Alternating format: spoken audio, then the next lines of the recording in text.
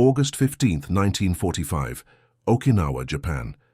The sun beat down on the hastily constructed internment camp where 37 Japanese women in tattered clothes huddled together, eyes downcast, prepared for the worst.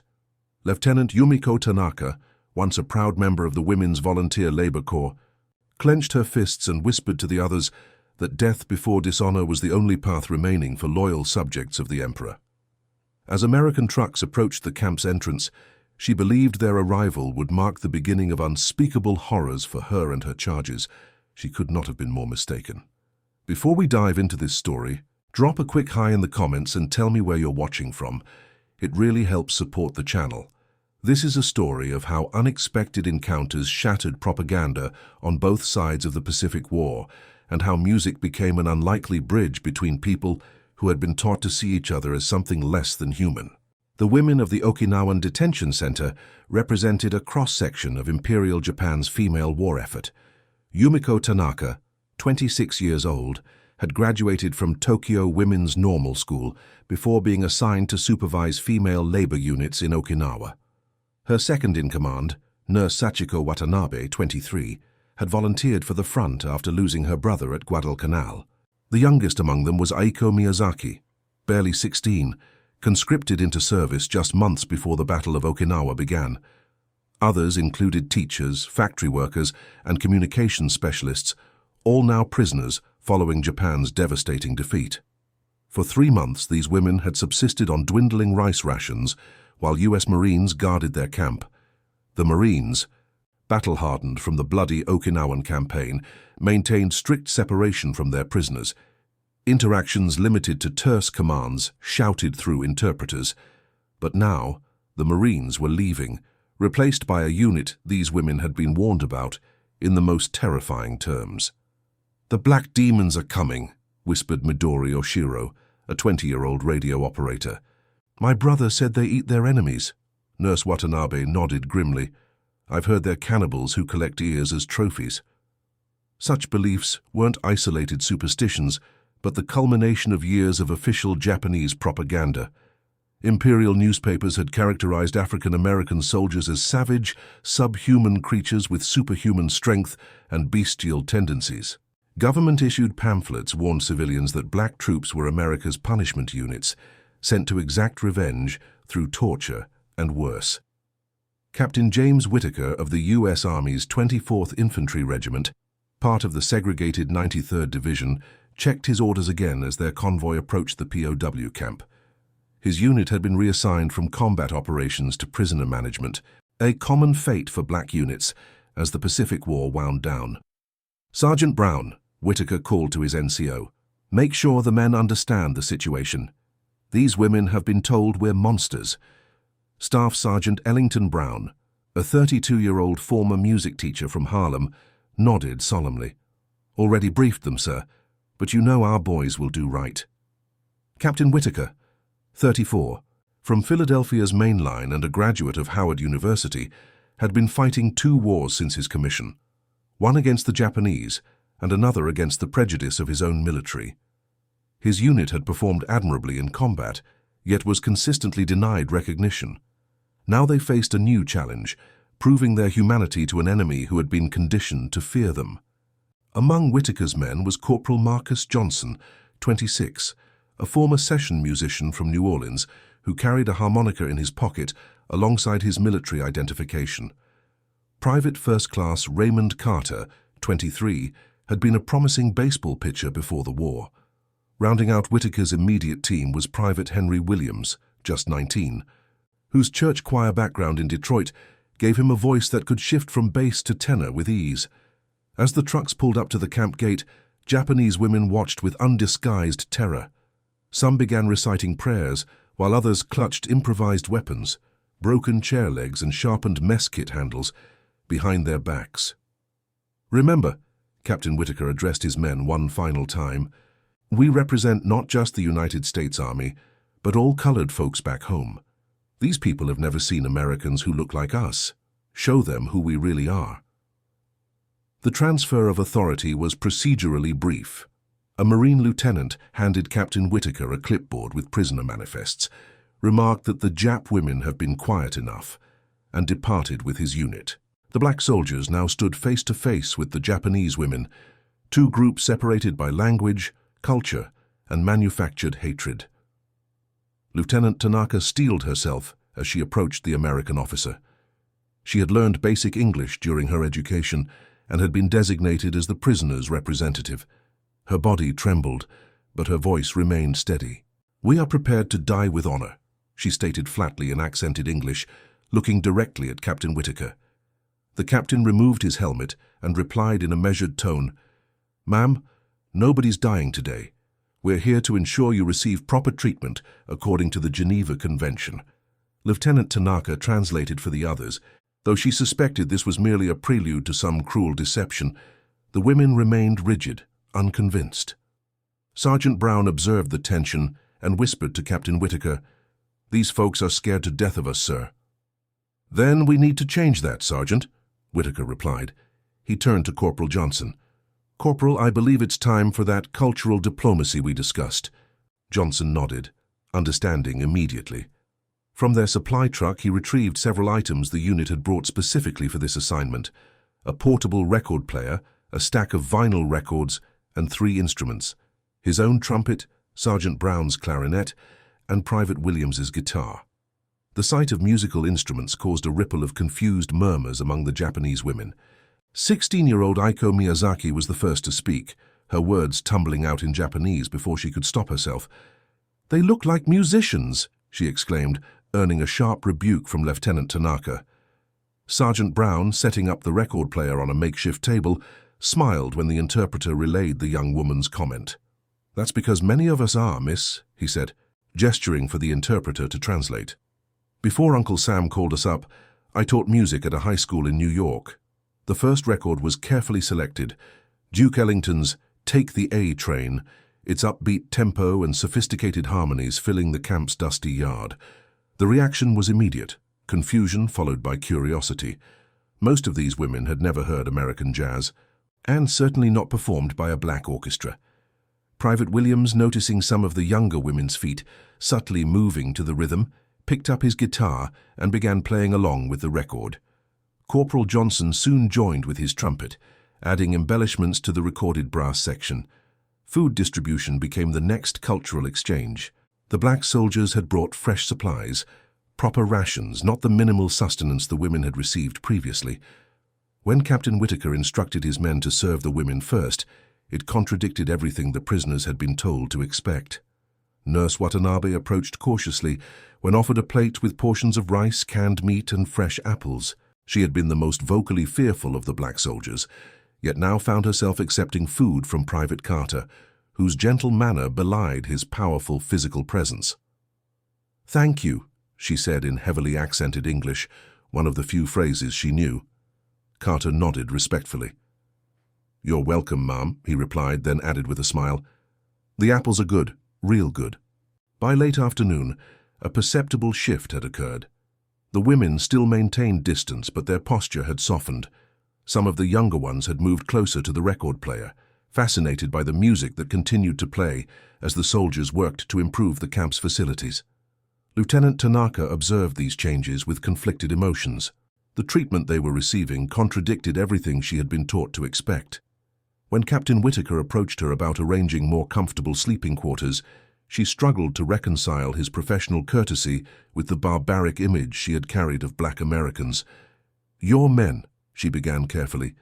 "They are all musicians." Whitaker smiled. "Many played professionally before the war. Music is a proud tradition in our communities back home." "We were told—" She stopped herself. "I can imagine what you were told, Lieutenant," Whitaker said. "Just as I can imagine what these men under my command were told about the Japanese.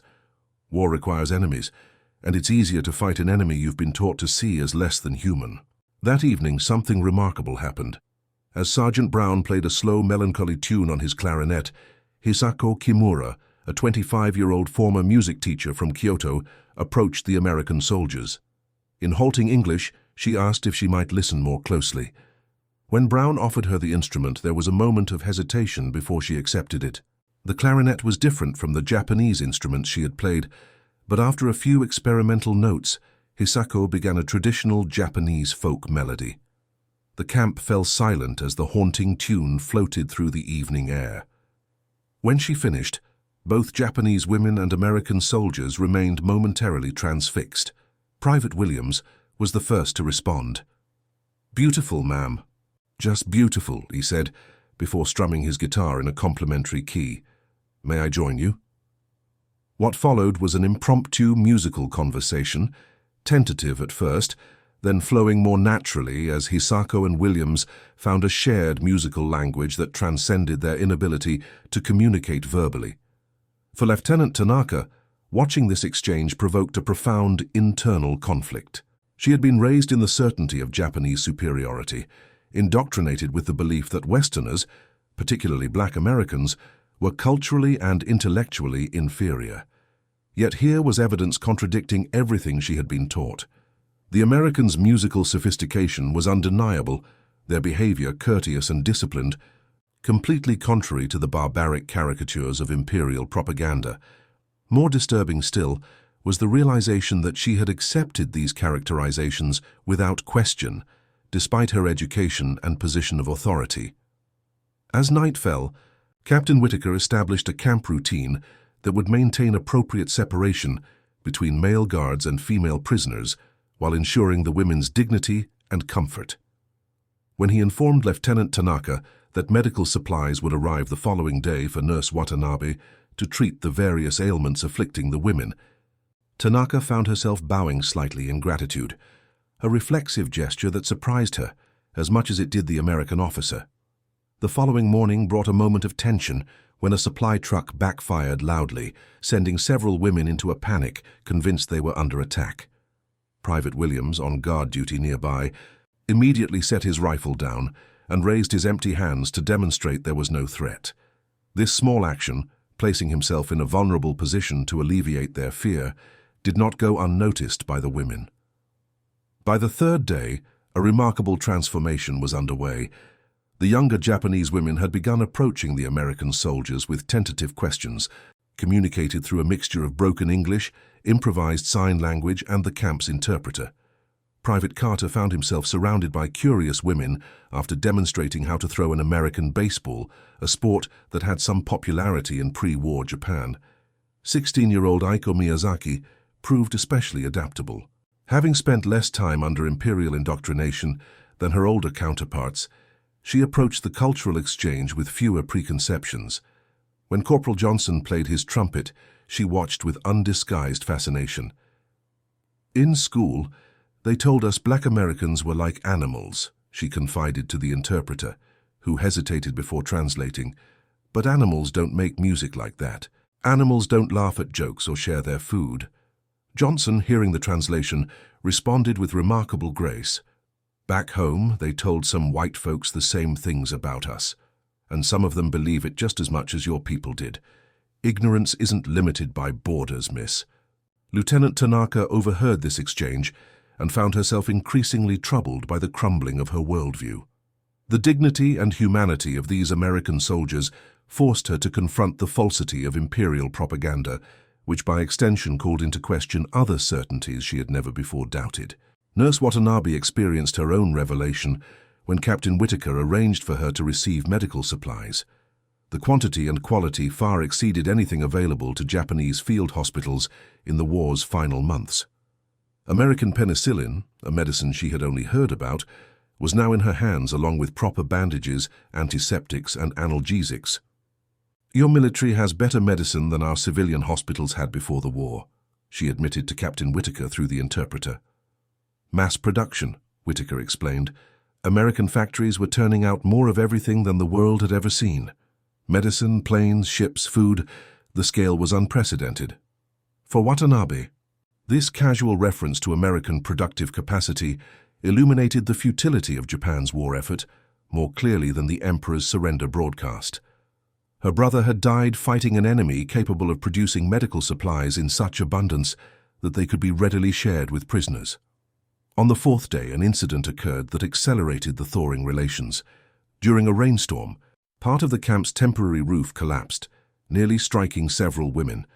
Without hesitation, Sergeant Brown, Private Williams, and Private Carter rushed to help, working alongside the Japanese women to salvage belongings and relocate to dry areas.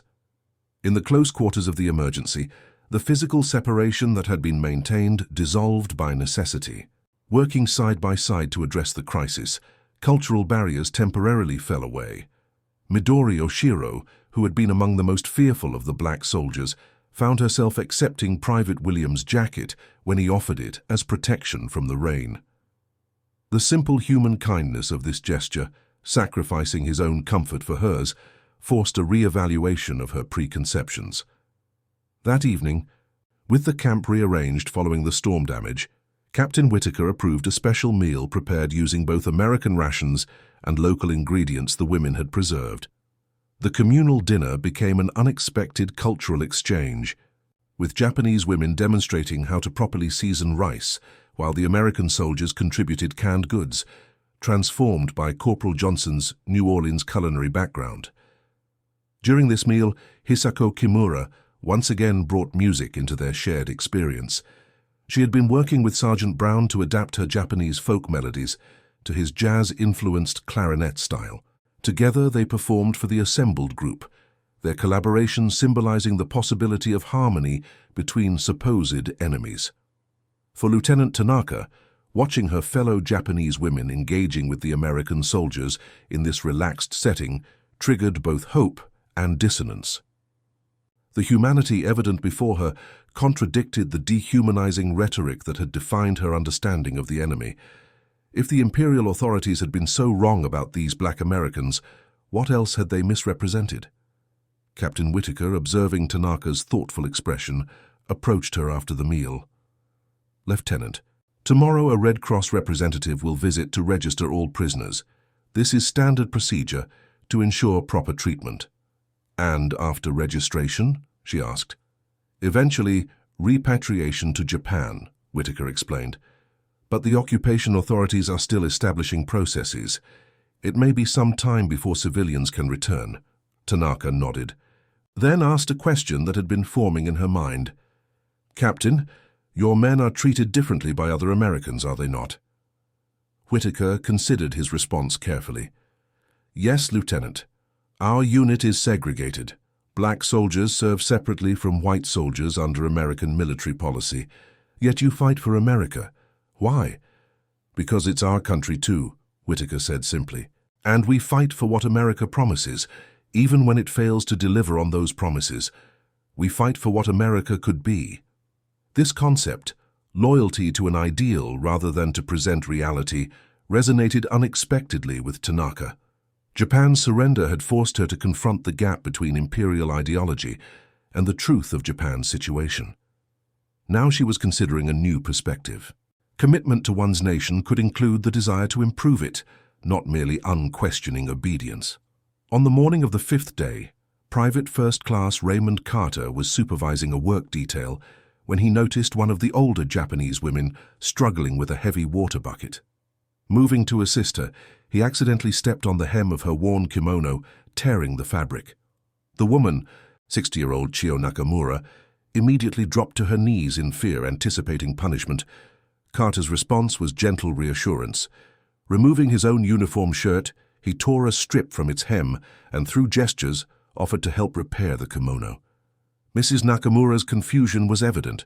Here was an enemy soldier, one she had been taught to fear, sacrificing his own clothing to mend hers. Word of this interaction spread quickly through the camp. For many of the women, it crystallized the disparity between what they had been told to expect from these Americans and the reality they were experiencing. Private Carter's simple act of kindness became a powerful counterpoint to years of propaganda. That afternoon, as Corporal Johnson played his trumpet while off duty, several Japanese women gathered to listen. 16-year-old Aiko, who had been gradually learning English phrases from the soldiers, approached him after he finished. "You play like heaven," she said carefully, proud of her newly acquired vocabulary. Johnson smiled. "Thank you, miss. Music's in my soul. Been playing since I was younger than you." Through the interpreter, Aiko asked, "In America, all black men are musicians." Johnson laughed. "No more than all Japanese women are geisha, but music has special meaning in our communities. Sometimes when you can't speak freely, you can still sing or play what's in your heart. This concept resonated with Aiko, who had experienced the stifling conformity of Imperial Japan's final war years. The idea that music could serve as expression when words were forbidden opened a new perspective on the cultural wealth these soldiers carried with them. For Nurse Watanabe, professional respect began supplanting her initial fear as she worked with the American medical officer who visited the camp. Captain Dr. Robert Freeman, a black physician from Howard University Medical School, reviewed her treatment of patients and provided guidance on using the newly arrived medical supplies. "Your techniques are excellent," Dr. Freeman told her through the interpreter. "You've done remarkable work with limited resources." This professional validation from an American doctor, something she had never expected to receive, challenged Watanabe's understanding of her enemy. The respect with which Dr. Freeman treated her medical knowledge contradicted the dismissive attitudes toward Japanese capabilities she had been led to expect from Americans. By the end of the first week, the atmosphere in the camp had transformed. Fear had given way to cautious coexistence, which was now evolving toward mutual respect. The evening music sessions had expanded, with more women participating and some American soldiers learning simple Japanese songs in exchange for teaching jazz rhythms. Lieutenant Tanaka watched these developments with a complex mixture of emotions. As the ranking Japanese officer, she felt responsible for maintaining appropriate distance from their captors. Yet she could not deny the positive impact these interactions were having on the women's morale. More troubling was her growing awareness that much of what she had believed about Americans, particularly black Americans, had been manufactured falsehoods. On the evening of the 8th day, Captain Whitaker invited Lieutenant Tanaka to review the camp's operational plans for the coming week. This professional courtesy, treating her as a counterpart rather than merely a prisoner, further eroded her preconceptions. "My superiors have approved additional supplies," Whitaker explained, showing her the inventory lists, "including fabric for new clothing. Your women have been making do with what they have for too long." Tanaka studied the documents, noting the detailed attention to the prisoner's needs. "Captain, I must ask, why this generosity? Japan lost the war. We are defeated." Whitaker considered his response. "Lieutenant, my men know what it means to be judged by appearance rather than character. They understand the harm of dehumanization. Perhaps that gives us a different perspective on how enemies should be treated once the fighting ends." This simple statement illuminated something Tanaka had been struggling to articulate, even to herself. The black American soldiers, having experienced prejudice within their own society, possessed an insight into human dignity that transcended national boundaries and military objectives. As she walked back to the women's quarters that night, Tanaka found herself remembering Imperial training films that had portrayed black Americans as primitive savages incapable of culture or compassion. The stark contrast between those images and the men she now encountered daily was impossible to reconcile, except by acknowledging the deliberate deception of imperial propaganda. The following morning brought an unexpected visitor to the camp, a photographer from the Army's Signal Corps, assigned to document the occupation for official records. The presence of a camera created immediate tension among the Japanese women, many of whom feared how such images might be used. Sensing their discomfort, Sergeant Brown approached Lieutenant Tanaka. "Ma'am, please assure the women that these photographs are administrative, not exploitative. Nobody's looking to shame anyone."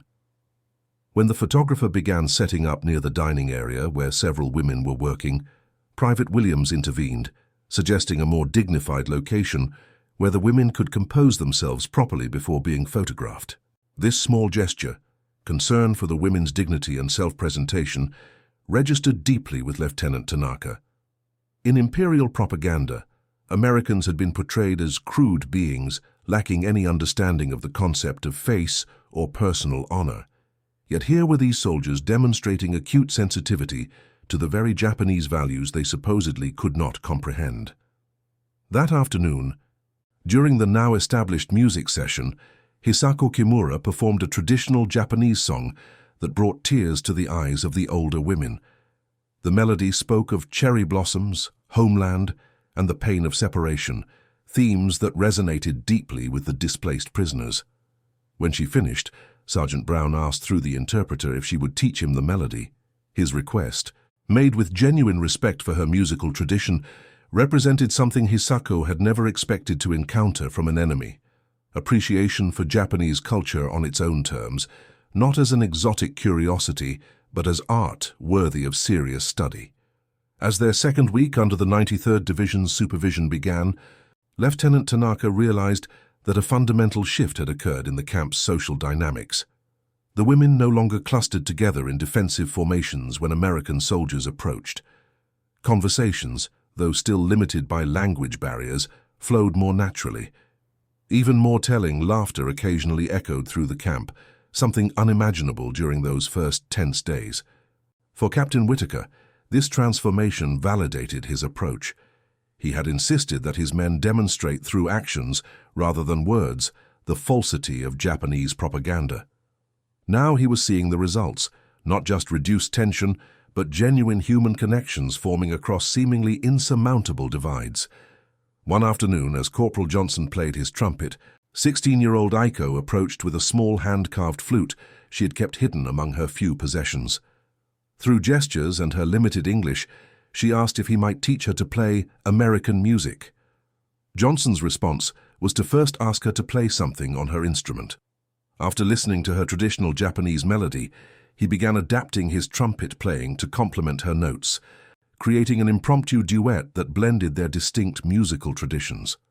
Watching this collaboration, Lieutenant Tanaka found herself reflecting on the artificial barriers that had separated their peoples. Music required no shared language, no common history, only the willingness to listen and respond. In this simple interaction between a black American soldier and a Japanese teenager, she glimpsed possibilities that imperial ideology had never permitted her to consider. That evening, as Lieutenant Tanaka prepared the daily report she maintained for future repatriation authorities, she found herself documenting not just practical matters of rations and medical care, but also these cultural exchanges. Though she would never have admitted it openly, she was recording these interactions for posterity, sensing their historical significance. As she wrote by lamplight, Captain Whitaker approached her table. "Lieutenant, I've received word that Red Cross representatives will arrive within 2 weeks to begin formal registration of all prisoners." Tanaka nodded, then asked a question that had been forming in her mind. "What happens to your men when this assignment ends, Captain?" "Most likely occupation duty elsewhere in Japan, then eventually home to America," Whitaker replied, "though what awaits them there is complicated." "Because of the segregation you mentioned?" Whitaker nodded. "These men have fought for freedom abroad only to face discrimination at home. They'll return to an America where they can't eat in certain restaurants or stay in certain hotels, despite wearing the uniform of their country." This paradox, soldiers defending a freedom they themselves were denied, struck Tanaka profoundly. It complicated her understanding not just of these individual Americans, but of American society itself. "And yet they treat us with respect," she observed quietly. "Perhaps because they know the cost of being treated as less than human," Whitaker suggested. As their third week together began, small but significant changes continued throughout the camp. Nurse Watanabe, working alongside Dr. Freeman during his periodic visits, had begun teaching him Japanese medical terminology while learning American medical practices. This professional exchange represented a form of equality neither had anticipated. Private Williams, whose gentle manner had made him particularly approachable to the Japanese women, had developed a rudimentary communication system combining basic Japanese phrases, English words, and expressive gestures. Through this improvised language, he learned that many of the younger women had been conscripted into service, their participation in the war effort no more voluntary than his own military service had been. This recognition of shared experiences across enemy lines emerged in other contexts as well. During a rainstorm, as soldiers and prisoners worked together to prevent flooding in the camp, Midori Oshiro, once among the most fearful of the black Americans, found herself describing through the interpreter how her home had been destroyed in American bombing raids. Rather than defensiveness or justification, Private Carter's response was simple human empathy. "I'm truly sorry about your home," he told her. "War makes victims of everyone it touches." This acknowledgement of her suffering from a man she had been taught to view as an enemy, and his recognition that tragedy transcended national boundaries, cracked something fundamental in Midori's worldview. The humanity of this exchange contradicted everything imperial propaganda had prepared her to expect. As the first month of their unexpected coexistence neared its end, preparations began for the Red Cross visit. Captain Whitaker instructed his men to ensure the camp met all international standards for prisoner treatment. For Lieutenant Tanaka and the other women, this period of preparation prompted reflection on their changed circumstances. "They are nothing like what we were told," Nurse Watanabe confided to Tanaka one evening. "These American soldiers, they have been more honorable than many Japanese officers I served under." Tanaka could not disagree, though the admission troubled her. If imperial authorities had been so fundamentally wrong about the nature of these Americans, what else might they have misrepresented? This question, once unthinkable, now dominated her thoughts. On the evening before the Red Cross representatives were scheduled to arrive, Sergeant Brown organized a special musical performance. The Japanese women were invited to attend as audience rather than participants, though Hisako Kimura had been included in rehearsals. As twilight settled over the camp, the black soldiers who possessed musical training, nearly half the unit, arranged themselves in the formation of a small jazz orchestra. With instruments both military-issued and improvised, they began playing a selection of American music spanning from spirituals to contemporary swing. The performance transfixed the Japanese women. For many, it was their first exposure to the full range of black American musical tradition, from the sorrow-laden depths of blues to the sophisticated harmonies of jazz. The technical skill and emotional expressiveness of the performance demolished any lingering notions of cultural inferiority. When Hisako Kimura joined the ensemble for 2 pieces, her Japanese melodies transformed through jazz arrangements, the moment transcended mere entertainment. It became a tangible demonstration of cultural synthesis, of how distinct traditions could interact without one dominating the other. As the final notes faded into the night air, 16-year-old Aiko Miyazaki broke the momentary silence with a simple declaration that would later be recorded in Lieutenant Tanaka's journal. "They look like musicians," she said, "because that is what they are." In this statement, echoing her first observation upon the soldiers' arrival, but now freighted with new understanding, lay the journey of these women from fear to recognition, from propaganda-induced terror to human connection. What began as surprised observation had evolved into profound recognition of shared humanity. Later that night, as Lieutenant Tanaka prepared for the next day's official inspection, she found herself revisiting the moment of the black soldiers' arrival and her own certainty that death would be preferable to what awaited them. The magnitude of her misjudgment humbled her. These men, whom she had been conditioned to fear, had instead demonstrated a humanity that transcended the artificial boundaries of race and nation, a humanity that now called into question everything she had been taught to believe. The morning of the Red Cross visit dawned with unusual activity throughout the camp. American soldiers in pressed uniforms conducted final inspections while Japanese women, wearing the cleanest clothing they could assemble, prepared to meet officials who would formalize their status as prisoners awaiting repatriation. Lieutenant Tanaka had spent hours briefing the women on procedure, emphasizing the importance of accurately reporting their treatment. "You will be asked about conditions here," she told them. "You must speak truthfully. If you have been mistreated in any way, this is your opportunity to report it." What troubled Tanaka was not the prospect of complaints, but rather their absence.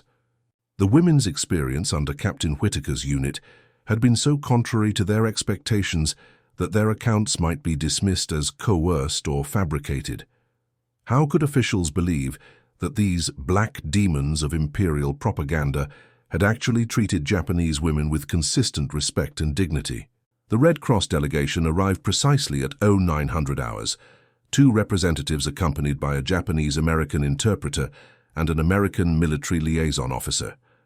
Captain Whitaker greeted them formally, providing documentation on camp operations, prisoner rolls and medical reports before withdrawing to allow independent interviews with the prisoners.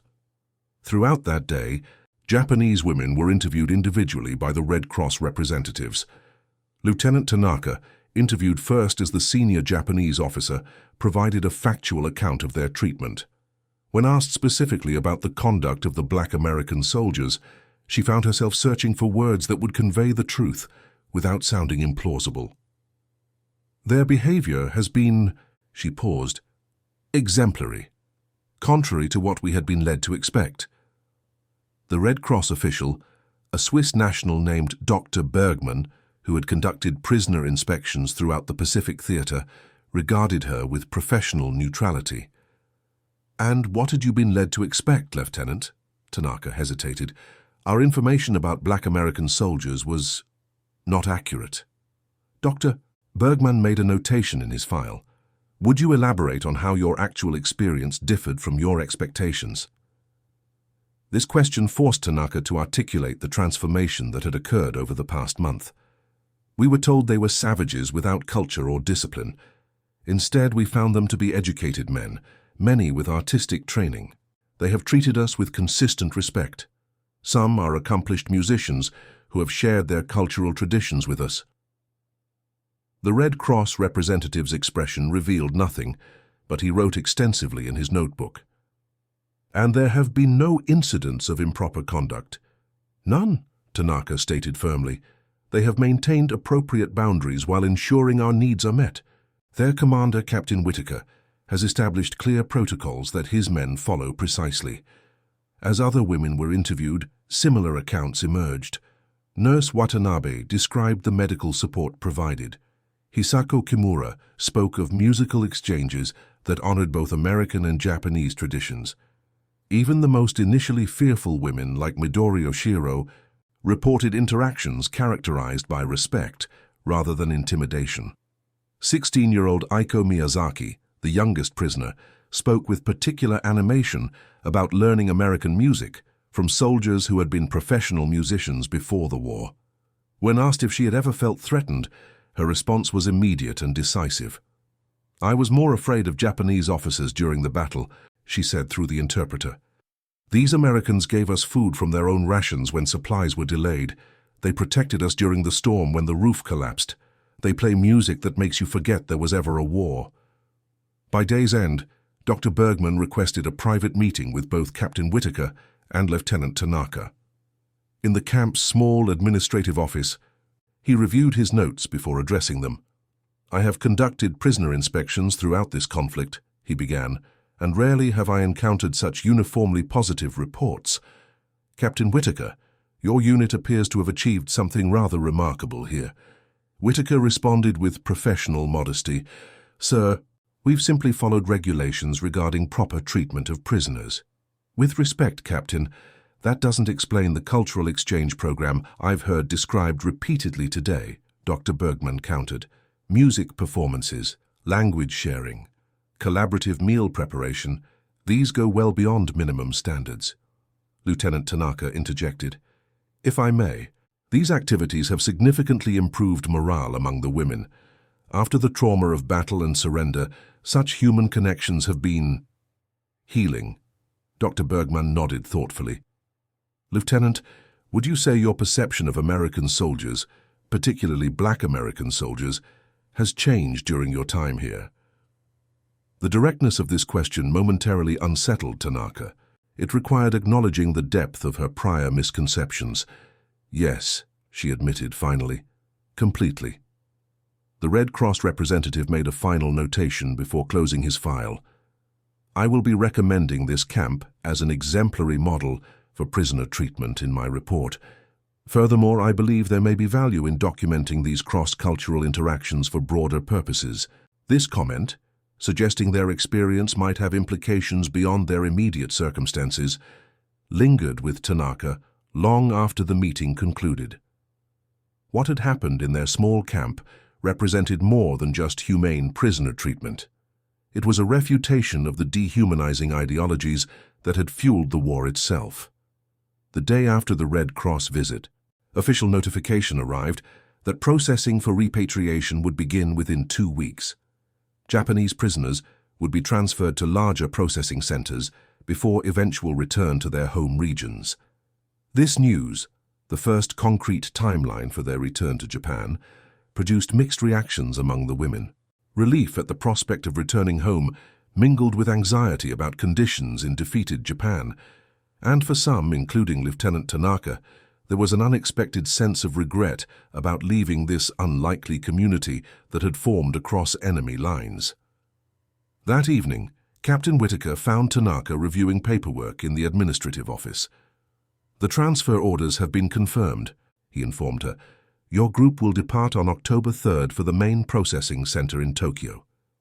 Tanaka nodded. "Thank you for the information. I will ensure everyone is prepared." An awkward silence followed, both officers aware that their unusual professional relationship, a form of collaboration that would have been unthinkable months earlier, was approaching its conclusion. "Lieutenant, I wonder if you would consider a proposal," Whitaker said finally. "Before your departure, my men would like to organize a formal musical performance, something more substantial than our evening sessions. A proper concert, if you will." Tanaka considered the request. "For what purpose, Captain?" "Cultural documentation," Whitaker explained.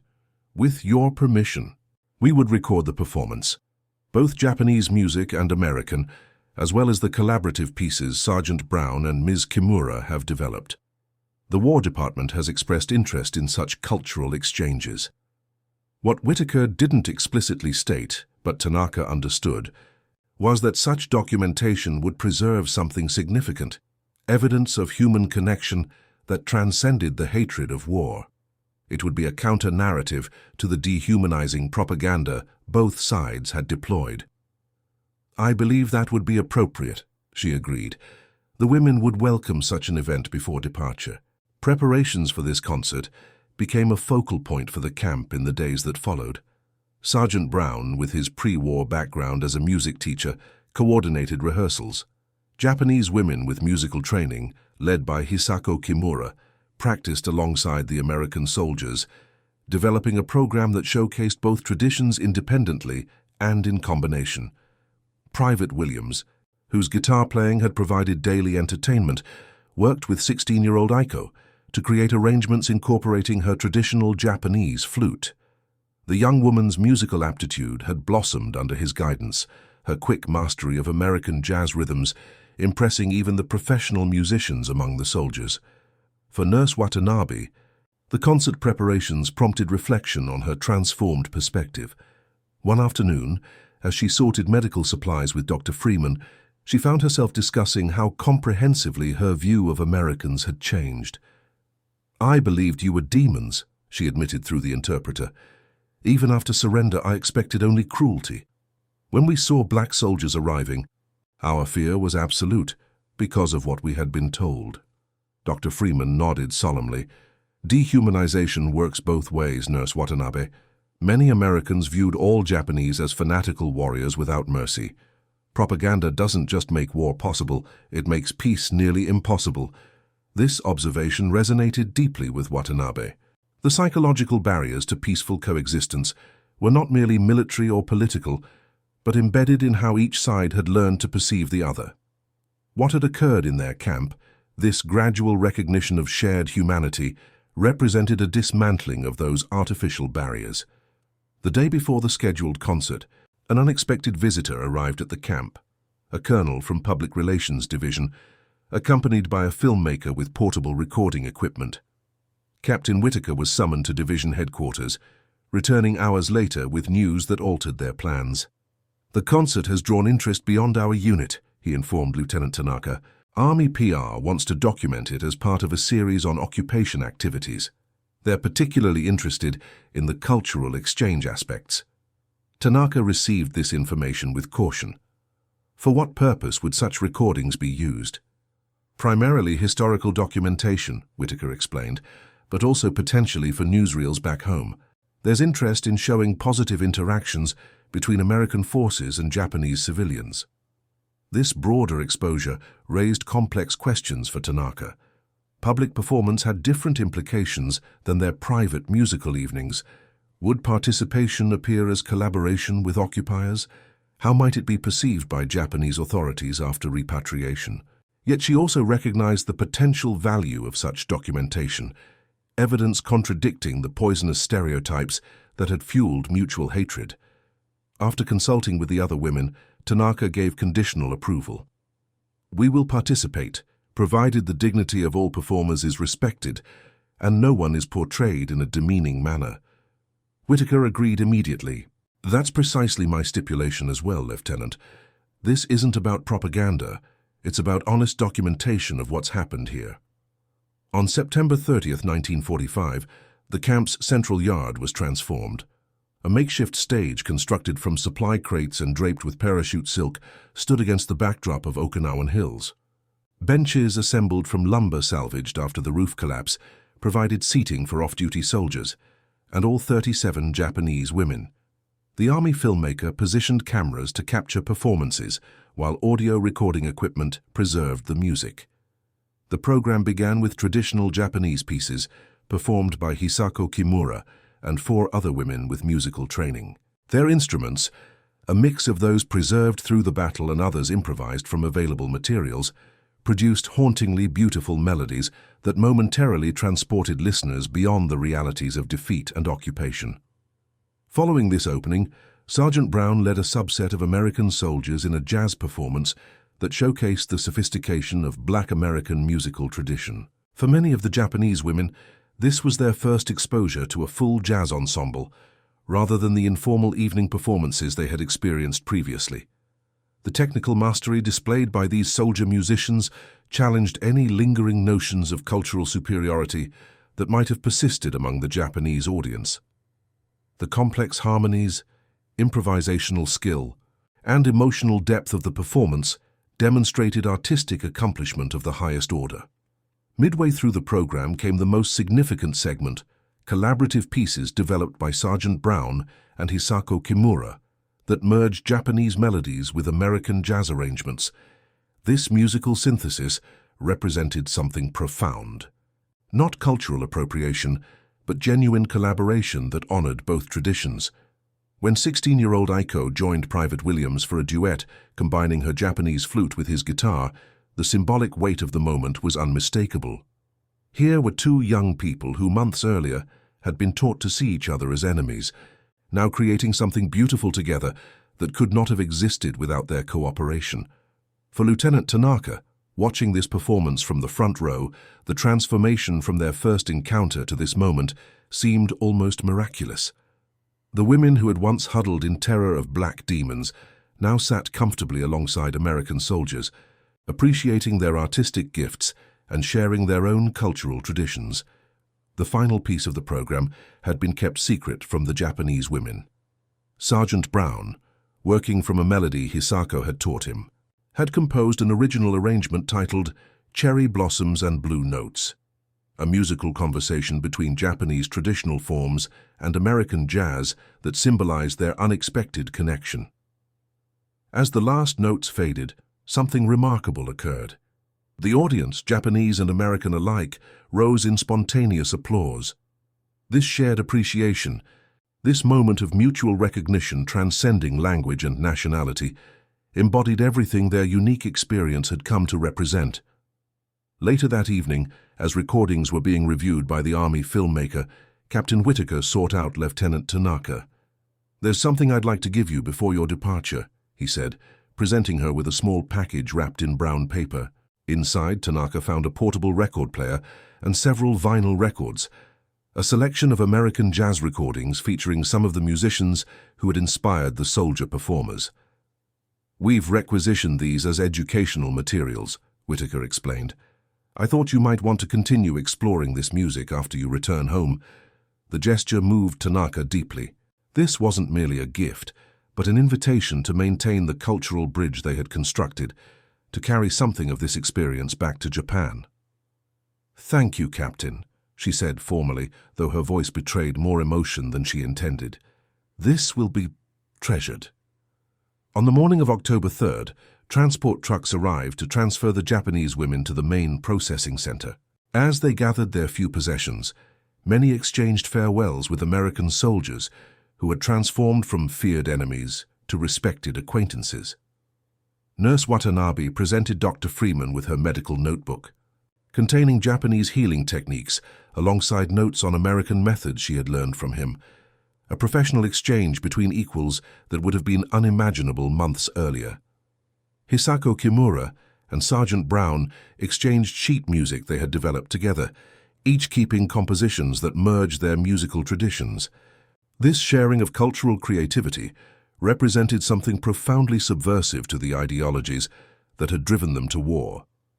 For 16-year-old Aiko, saying goodbye to Private Williams was particularly difficult. He had become a teacher and friend, introducing her to musical forms that had opened new possibilities in her understanding of both art and human connection. "When I return to Japan," she told him in carefully practiced English, "I will find jazz records. I will continue learning." Williams smiled. "Music doesn't care about borders or uniforms, miss. It belongs to whoever loves it enough to learn it." As the women boarded the transport trucks, Lieutenant Tanaka found herself face to face with Captain Whitaker for a final exchange. Their relationship had evolved from adversaries to reluctant collaborators to something approaching mutual respect, a microcosm of the larger transformation that had occurred throughout the camp. "Captain," she said formally, "I wish to express appreciation for the treatment my women have received under your command." It was not what we expected. Whitaker nodded. "Lieutenant, I believe what happened here matters beyond our personal experience. Something worth remembering occurred in this camp." "Yes," Tanaka agreed, "something worth remembering." As the trucks departed, carrying Japanese women toward processing centers and eventually repatriation, both groups understood they had participated in something significant, a human connection across manufactured divides that challenged the foundational narratives of the war itself. The Japanese women's journey home unfolded gradually through the complex machinery of post-war occupation. From Okinawa to the main processing center near Tokyo, then eventually to their respective home regions, they carried with them experiences that contradicted prevailing narratives about their American occupiers, particularly regarding Black American soldiers. For Lieutenant Tanaka, returning to Tokyo meant confronting a transformed homeland. The city she had known lay in ruins, devastated by American bombing campaigns, food shortages, housing crises, and the psychological trauma of defeat created conditions far worse than those they had experienced as prisoners. Yet amid this devastation, Tanaka found unexpected purpose. When occupation authorities established programs to counter years of imperial propaganda, her experience with the 93rd Division became suddenly relevant. Her first-hand account of Black American soldiers, their discipline, education, and cultural sophistication directly contradicted imperial characterizations that lingered in Japanese consciousness. Initially hesitant to discuss her experiences publicly, Tanaka eventually agreed to participate in occupation-sponsored educational initiatives. In small community centers throughout Tokyo, she spoke carefully about what she had witnessed, not as propaganda for the occupiers, but as correction to falsehoods she herself had once believed. "We were taught to see these men as savages," she told audiences of skeptical Japanese citizens. "What we found instead were educated individuals, many with university training and professional backgrounds. Their musical performances demonstrated cultural achievement of the highest order." These testimonials, particularly coming from a former imperial officer who had no obvious motivation to praise Americans, gradually contributed to changing perceptions among Japanese citizens encountering Black American soldiers during the occupation. Nurse Watanabe followed a different path. The medical knowledge she had gained through collaboration with Dr. Freeman proved valuable in Tokyo's overwhelmed hospitals. American medications and techniques, once unfamiliar, were now part of her expanded professional expertise. When a position opened at a hospital serving both Japanese patients and American personnel, her unique experience made her an ideal candidate. In this role, Watanabe occasionally encountered Black American medical staff. These interactions, building on her experience in Okinawa, allowed her to serve as an informal cultural interpreter, helping Japanese colleagues move beyond their preconceptions, just as she had been forced to do. For Hisako Kimura, music provided continuity amid post-war disruption. Though traditional performance venues lay in ruins, American authorities encouraged cultural activities as part of rebuilding civilian morale. When occupation officials established community centers featuring both Japanese and American cultural programs, Kimura's unusual expertise, traditional Japanese music inflected with American jazz influences, found unexpected appreciation. By 1947, Kimura was performing regularly in U.S. officers' clubs, introducing Americans to Japanese musical traditions while incorporating elements of jazz she had learned from Sergeant Brown. These performances represented a continuation of the cultural bridge constructed in that Okinawan camp, now extended into the complex dynamics of occupation. For 16-year-old Aiko Miyazaki, the war's end marked the beginning of an educational journey no imperial curriculum could have provided. Returning to her family in Kyoto, she brought with her not just the trauma of war, but also the transformative experience of cross-cultural exchange. The primitive jazz techniques she had learned from Private Williams became a foundation for further exploration. When American Forces Radio began broadcasting in occupied Japan, Aiko became a dedicated listener, recognizing in these transmissions the musical traditions she had first encountered in captivity.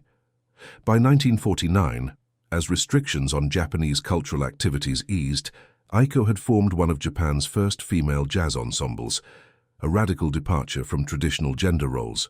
When interviewed by an American journalist about her unusual musical direction, she traced its origins directly to those impromptu lessons in an Okinawan prisoner camp. "They looked like musicians," she said, repeating her initial observation from years earlier, "because that is what they were." This simple truth destroyed everything we had been taught to believe. For the Black American soldiers of the 93rd Division, returning home meant confronting a different reality than the Japanese women they had briefly encountered. Despite their service, America's racial segregation remained firmly intact. The same men who had been entrusted with guard duty over Japanese prisoners found themselves denied service at lunch counters and restricted to segregated facilities throughout the American South. Captain Whitaker, returning to Philadelphia, channeled his frustration into legal studies, eventually joining the NAACP's legal team working to challenge segregation through the courts. His experiences in Japan, particularly the absurdity of commanding a segregated unit while representing American democracy to former enemies, featured prominently in his arguments for domestic reform. Sergeant Brown resumed his teaching career in Harlem, where his music curriculum now incorporated elements of Japanese scales and rhythms he had learned from Hisako Kimura. When students questioned these unusual influences, Brown explained their origins, creating another channel through which the Okinawan experience continued to resonate. Private Williams returned to Detroit, bringing with him musical influences that merged Japanese melodic structures with American jazz foundations. These hybrid compositions, developed initially with 16-year-old Aiko, eventually found their way into Detroit's evolving music scene, becoming subtle but recognizable influences on emerging musicians. The Army footage documenting the concert in Okinawa had multiple afterlives. Initially intended primarily for archival purposes, segments appeared in newsreels about occupation activities. These brief glimpses of Black American soldiers performing alongside Japanese women contradicted prevailing stereotypes and contributed, if modestly, to evolving American perceptions of both groups. In 1951, as scholarly interest in occupation dynamics developed, the complete footage was rediscovered by researchers at Howard University. This documentation of Black American soldiers engaging in sophisticated cultural exchange with former enemies provided compelling evidence against stereotypes of Black Americans that persisted in mainstream media. By 1953, when armistice in Korea created new prisoner-of-war situations, military trainers incorporated lessons from the Okinawa experience. The unexpected success of Captain Whitaker's approach, using cultural exchange rather than intimidation to manage prisoners, influenced evolving military doctrine regarding POW treatment. In Japan, as economic recovery accelerated through the 1950s, cultural exchange emerged as an important aspect of rebuilding international relationships. The early, informal interactions in that Okinawan camp, Japanese women learning American music, while black soldiers studied Japanese traditions, foreshadowed more formal cultural diplomacy programs that would develop in subsequent decades.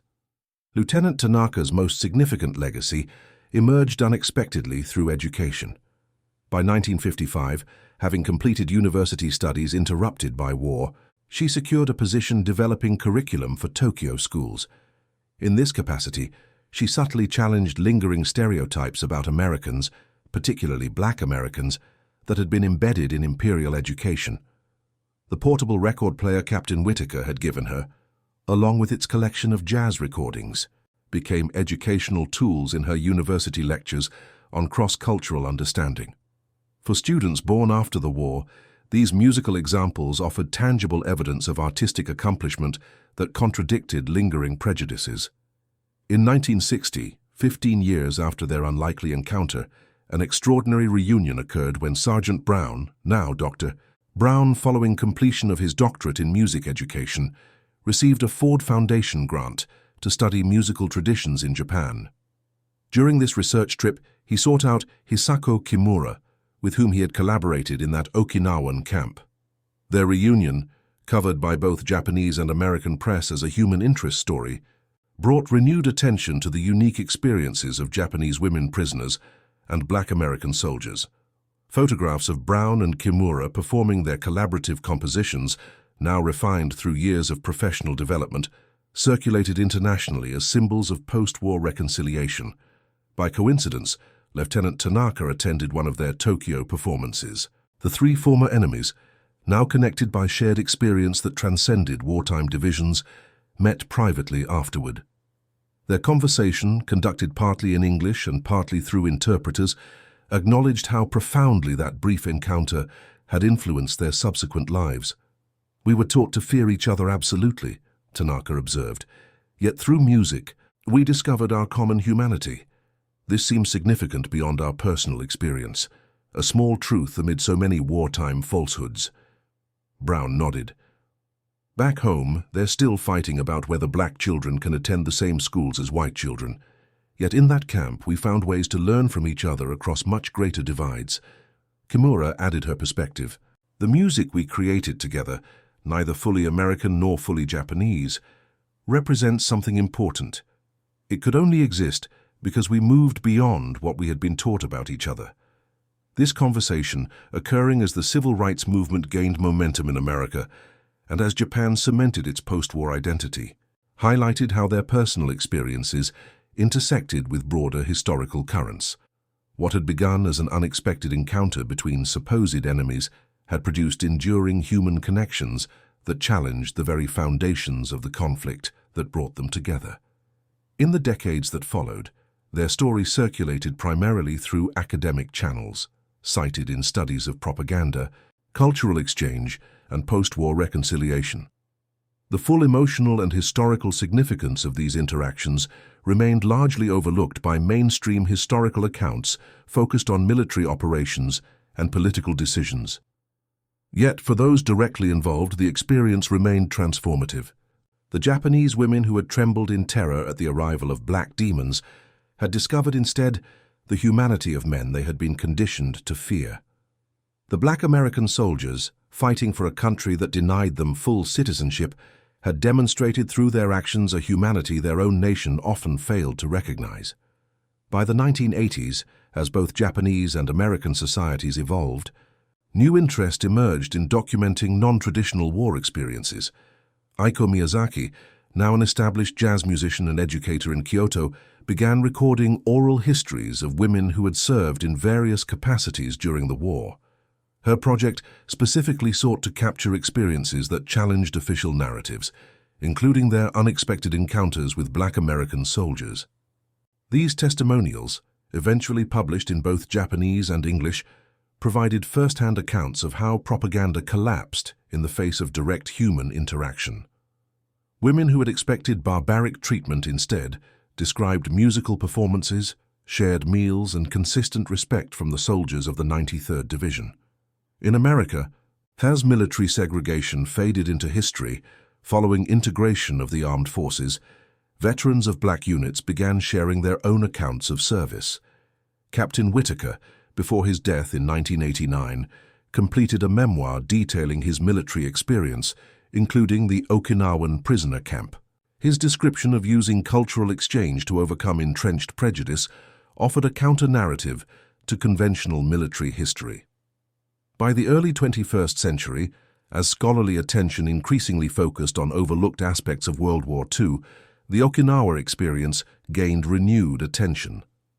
Researchers in both Japan and America recognized in this brief encounter a significant case study in how propaganda creates artificial barriers between peoples and how direct human interaction can dismantle those barriers. The original recording of Cherry Blossoms and Blue Notes, the collaborative composition by Sergeant Brown and Hisako Kimura, was eventually digitized from Army archives and included in museum exhibitions about cultural dimensions of the Pacific War. This musical artifact, merging Japanese melodies with American jazz harmonies, endures as tangible evidence of human connection forged across seemingly insurmountable divides. Perhaps most significantly, the story of Japanese women prisoners and Black American soldiers demonstrates how individual human encounters can contradict the dehumanizing abstractions that make war possible. In that Okinawan camp, people conditioned to fear each other discovered instead their common humanity, a discovery that undermined the very foundations of the conflict that had brought them together. The lasting legacy of their brief interaction lies not in military or political outcomes, but in the transformed understanding of individuals who learned, through direct experience, that humanity transcends the artificial boundaries of race and nation. In a war defined by dehumanization of the enemy, their experience stands as powerful testimony to the resilience of human connection even amid global conflict. And that concludes our story. If you made it this far, please share your thoughts in the comments. What part of this historical account surprised you most? Don't forget to subscribe for more untold stories from World War II and check out the video on screen for another incredible tale from history. Until next time.